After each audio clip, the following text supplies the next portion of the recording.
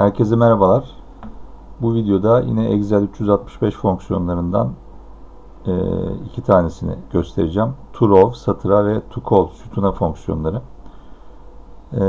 Bunlar ne işe yarıyor? Bu fonksiyonlar arama ve başvuru fonksiyonları. Bir önceki videoda gösterdiğim yatay yığ ve düşey yığ gibi aslında buna benzer ama farklı fonksiyonlar. Şimdi önce to row fonksiyonuna bir bakalım. Bu fonksiyon ne işe yarıyor? Bu fonksiyon şöyle dağınık bir şekilde görünen verileri tek bir satıra böyle düzgün bir şekilde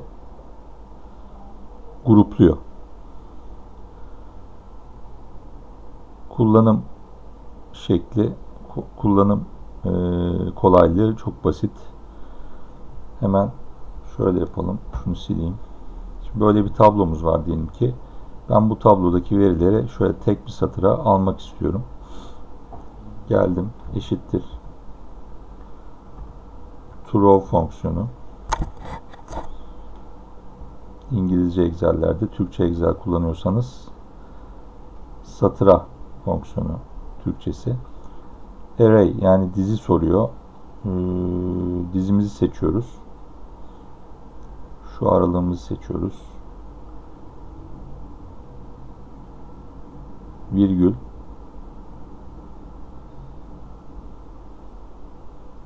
Ignore blanks diyeceğiz. Yani boşlukları yok say.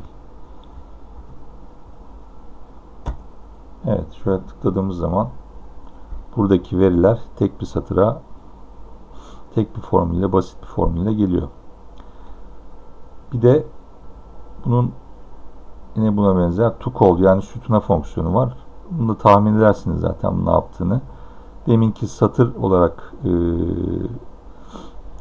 düzenliyordu verileri. Bu da sütun olarak yani daha doğrusu dikey olarak düzenliyor. Burada da tek bir hücreye yazmanız yeterli. Niye sarıya boyuyorum onu izah edeyim. Çünkü dinamik bir formül. Yani buradaki verileri işte tek tek aşağı çekmeniz gerekmeyecek.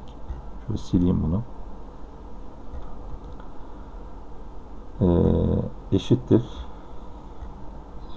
To call yani sütuna fonksiyonu. Yine dizi soruyor. Yani veri aralığı soruyor. Yine şöyle seçiyoruz. Virgül.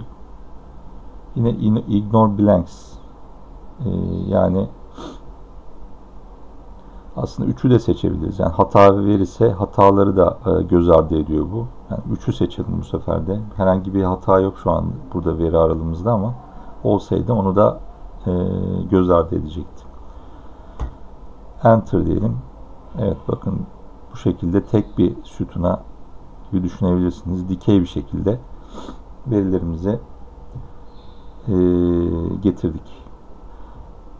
Tabi bu daha ileri karmaşık tablolarda başka formüllerle iç içe de kullanılıyor. Öyle örnekler de gösteririm ileriki videolarda. Şimdilik videoyu kısa tutayım. İzlediğiniz için teşekkürler. Hoşça kalın.